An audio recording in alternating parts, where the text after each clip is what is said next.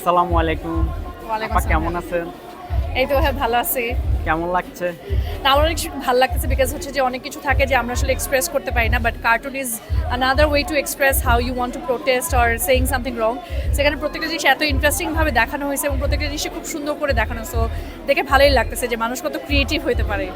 আপনার আচ্ছা কথার মাঝে কথা বলি, আপনার বান্ধবী কই? ফ্রেন্ড কারিনা কাইসার। আমার বান্ধবী ঘুমাচ্ছে, কারণ হচ্ছে আমরা আজকে আসলে ভোর পর্যন্ত আমরা বন্যা নিয়ে আসলে অনেক ডোনেশন নিয়ে বা অনেক দৌড়দৌড়ির মধ্যে ছিলাম, সো আমার বান্ধবী এখন ঘুমাচ্ছে।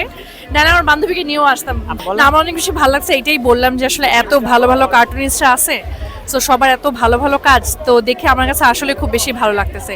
যে জিনিসগুলো আসলে এতদিন ধরে ওরা পাবলিশ করতে পারে নাই, বাট এই জিনিসগুলো প্রত্যেকের মাথায় ঘুরতেছিল, আমরা অনেকেই অনেক কিছু বলতে পারি না, so that's another way to say something that is going wrong, so এটাই ভালো লাগতেছে।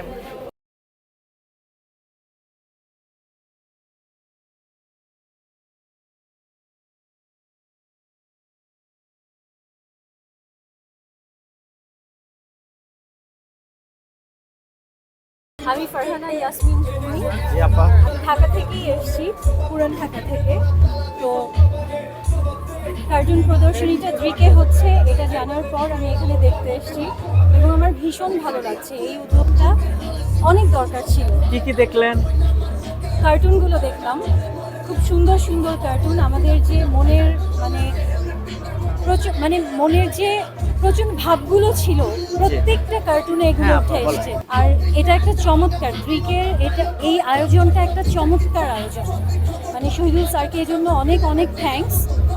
আর উনি এখানে এত কি সুন্দর একটা আয়োজন জি, করেছেন। এখানে কি কিছু লিখতে চাইছিলেন? আমি এখানে হ্যাঁ লিখবো।